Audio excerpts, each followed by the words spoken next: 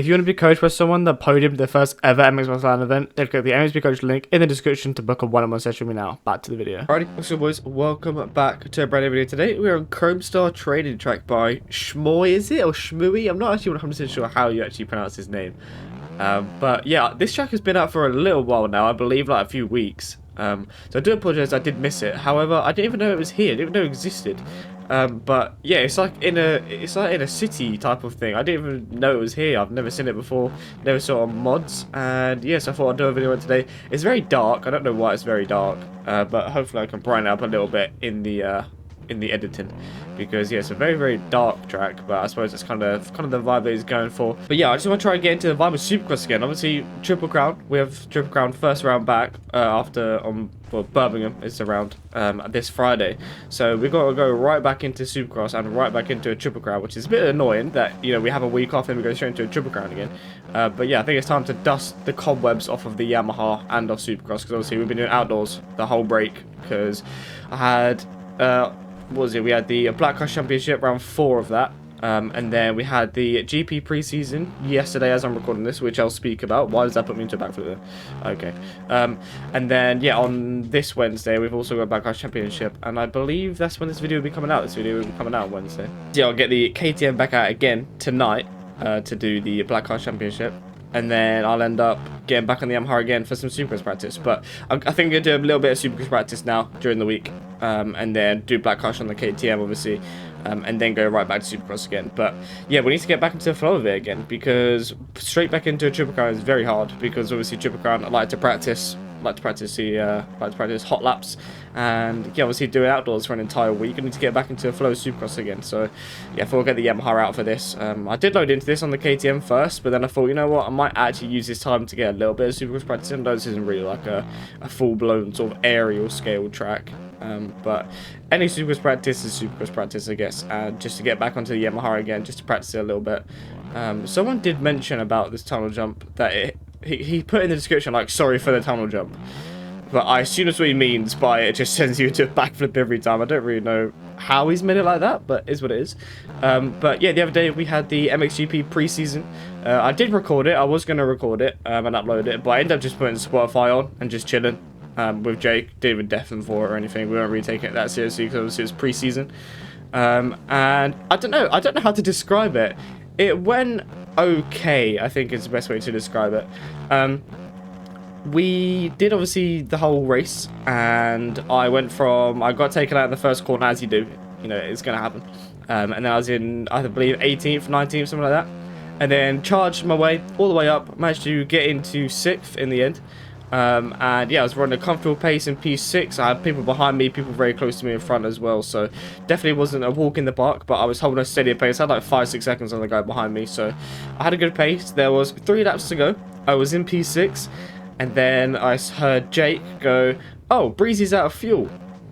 I was like, "Ah, that's crazy, Breezy's out of fuel, get wrecked, Breezy." And then Jake goes, "Oh, I'm out of fuel." And then I look up, and I'm on 0.4 fuel with 3 laps to go. So I was like, oh, well, I'm going to run out of fuel then.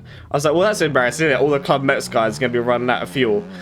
And then I saw someone else in chat, Cam, who led the race for 30 minutes plus 1. On the final lap, he ran out of fuel. Finn ran out of fuel, disconnected. Troy ran out of fuel. I don't even know how many. I think 8 people finished the race. 6, 7 people finished the race. Everybody ran out of fuel. Tyler, somehow, he had like 9 and a bit litres in. And he literally limped it the entire 2 laps, like the last 2 laps. He had 0.3 or 0.4 left when he finished the race. So Tyler ended up winning the race, but he limped it for an entire lap and finished with 0.3 or 0.4 left. And yeah, I think all of us, pretty much all of the top guys ran out of fuel. And yeah, I was in 4th when I ran out of fuel, but that's because I passed Jake and Breezy.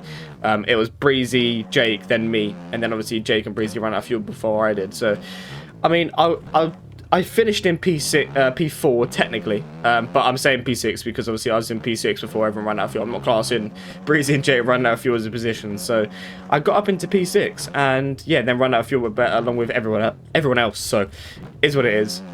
But yeah, I feel like I had a decent pace on a track that I did not enjoy. Obviously, you guys know my thoughts on Hawkstone. I feel like I've, you know, mentioned it enough how much I feel about Hawkstone and how bad I am around the track. And there's also sand as well. But to go from like 18th to 6th with only really missing Linz, he was the only really big name that wasn't there that night. Everyone else was sort of there. Hakon was there, Finn was there, Tyler was there, Cam was there. So pretty much everyone else was there apart from Linz. He was the only like main top guy that wasn't there that night. So I feel like to be going from like 17th, 18th to get back into 6th, I'll take that. I think I rode pretty good. I didn't do Moto 2. I didn't see the point because obviously there was going to be no good result out of it because, you know, obviously we finished in like, I don't even know, 18th, 17th or something like that because I was obviously running out of fuel. So yeah, me and Jay didn't bother doing the second race. Neither did Finn. I feel like a lot of people didn't. Cam wasn't going to do it until like 2 minutes before the gate dropped. He's like, you know what, I'm going to race it again. But yeah, a lot of people did do Moto 2. Hakon didn't do Moto 2 either. So a lot, yeah, basically we all just went, nah, the overall's screwed now anyway, there's no point. And yeah, I kind of showed that by, I think Troy got 5th or something in the second race, obviously after everyone had left. And I think he still got like 14th overall or something. So yeah, it just wouldn't show how well you actually rode it. Even if I did obviously get another like top 5 in the second race, I still would have got like 12th or 11th overall. So it wouldn't have made much sense to do a second mo anyway. And I kind of feel like I found my pace. So I kind of know where I stand now in GPs. I kind of know where I need to be, what I need to do. I know now to run a bit of extra fuel. I feel like we need to be running... I put 7.5 litres in. I don't know how that didn't, like, get me to the end. Cam had 8 litres in, and he also ran out of fuel. I feel like 8 litres for a 35-minute race is, like, good. I feel like you don't need any more than that. I think Tyler had, like, 9 something in, and he still finished with, like, 0.4 left. So we would have had to run 10 litres just to be just to get, yeah, you know, like a comfortable finish, not have to like bog the bike around for a lap or two. So that's crazy to me. I don't know how. We've all raced the track before. We all raced it last preseason. So I don't know how none of us remembered that, or why none of us remembered to whack a load of fuel in the bike. But for, you know, sand tracks this year, we need to remember that we need to put a load of fuel in.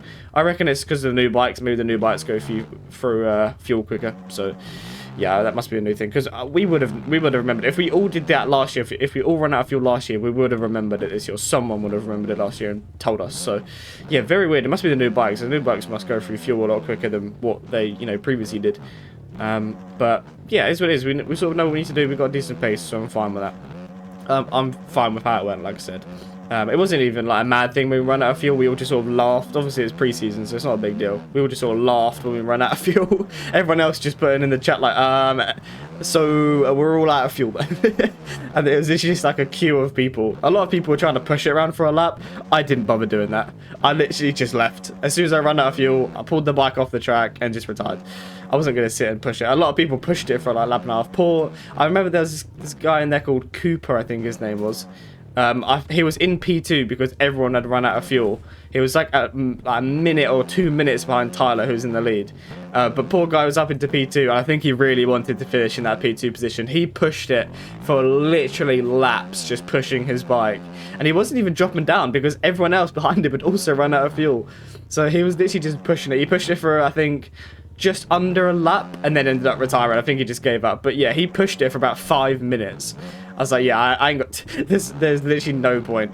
But yeah, I think he really wanted that P2 position. But yeah, I think that'll do it for me. If you guys do want to get this track, it is completely free on MXGP mods. I didn't even know this track existed, like I said. So it's nice to get a video on it, and I'll try and brighten up a little bit for you all in editing. But yeah, hope you guys enjoy it. Like, subscribe, and I'll see you all in my next video.